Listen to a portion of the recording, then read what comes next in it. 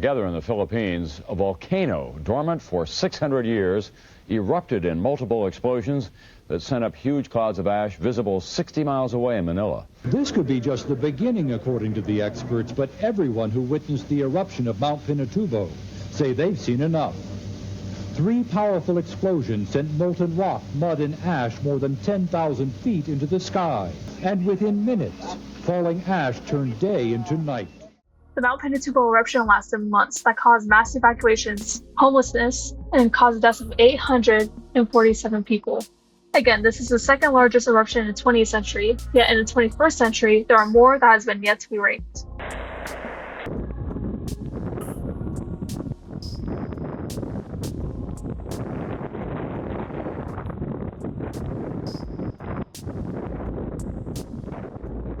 According to the theory of plate tectonics, there are lithospheres broken into 16 larger, several smaller plates.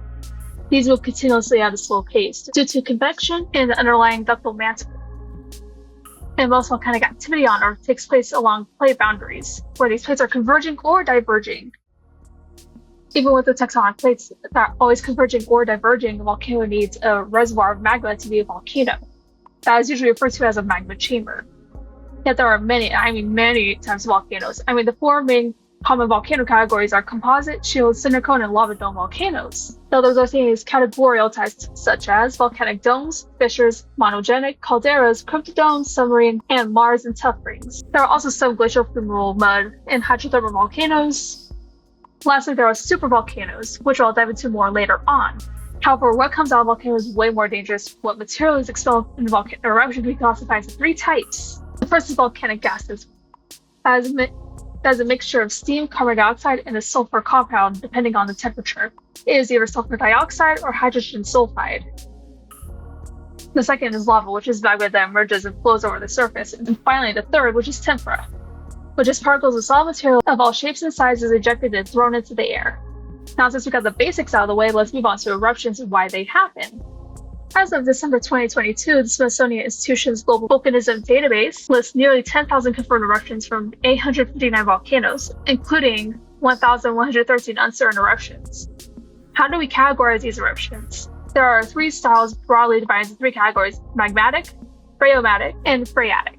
How is expressed is by the Volcanic Explosivity Index, which ranges from 0 to 8, basically from gentle to mega colossal. Here's what I'm going to do for this section of the video. I'm going to explain every volcano to show what they are like. Starting with the lowest on the level, the VEI 0 is most common out of all on the list. It is just like the Kilauea volcano in Hawaii, which is just constantly erupting and displacing many civilians. VEI 1 is like a fissure volcano. There is one that is currently erupting in Iceland called Sökundur, and it is very safe to view at a distance. The VEI 2 is famously known as the White Island eruption off the coast of New Zealand. The fatalities ended up at 22, including the 2 who are missing and declared dead, and there was 25 overall injury from the White Island eruption.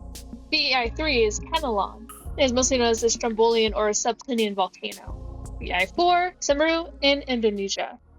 It erupts roughly around every 18 months and is usually under watch. VEI 5, Mount St. Helens, the fan favorite. That is on the west coast and pretty dormant at the moment. And, it's the one where the north side of the volcano just exploded due to a bunch of pressure. There have been signs of activity, but there's no indicator it will be erupting anytime soon. However, I would keep an eye on Mount Rainier. There's an earthquake storm that showed something. The VEI 6 is what we discussed in the beginning of the video, Pinatubo. VEI 7, they're most likely extinct but erupt every few thousand years or more. However, I do like to talk about the Long Valley Caldera in NorCal. It is near Mammoth Lakes. I've been there, I saw it, it was awesome, and I would definitely go back. And finally, the last one, the supervolcanoes in the category of VEI 8. I'm going to cut it short, and yes, it's Yellowstone, the fan favorite. We all love that one. Also note that the hydrothermal explosion that happened in 2024 is not the caldera waking up. There was only too much pressure causing that explosion.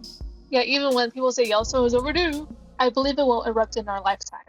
In the last 132 million years, there have only been 40 identified eruptions classified as a VEI 8. Based on incomplete statistics, there might be at least 60. The most recent was a Lake Taupo eruption more than 27,000 years ago.